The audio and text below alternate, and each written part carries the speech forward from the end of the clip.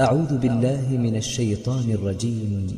ولله ما في السماوات وما في الأرض وإلى الله ترجع الأمور.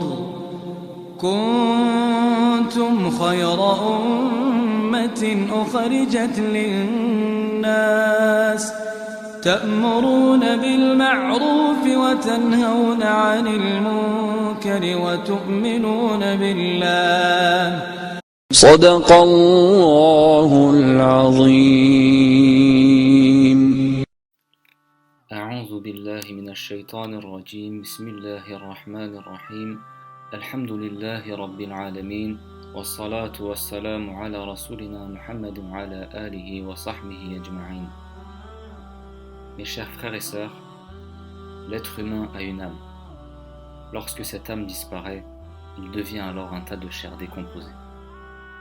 De la même manière, lorsque nous sommes en train de faire une action, ou bien que nous sommes dans un lieu, nous disons à propos d'une chose qu'il y a la baraka. Eh bien cette baraka, que nous ne pouvons ni toucher, ni voir et ni entendre, a une âme aussi. Le corps qui a perdu son âme est mort.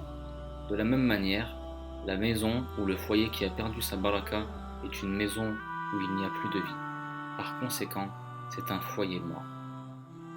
Lorsqu'une personne, un mariage, un milieu familial a cette bénédiction, alors il est comme une personne qui a une âme. Lorsque les mariages finissent avec des divorces, c'est tout d'abord parce qu'elles ont commencé à perdre cette baraka que les choses sont allées dans ce sens. Mes chers frères et sœurs, tout comme une personne en vie ne peut pas être sans âme, le foyer, le temps, l'occupation, le travail, l'argent, les enfants, la pensée, la logique, l'intelligence et l'entourage du musulman ne doivent pas être éloignés de la bénédiction divine. Nous sommes croyants, nous savons et croyons qu'il ne se passera rien dans cet univers en dehors de sa volonté, la volonté divine.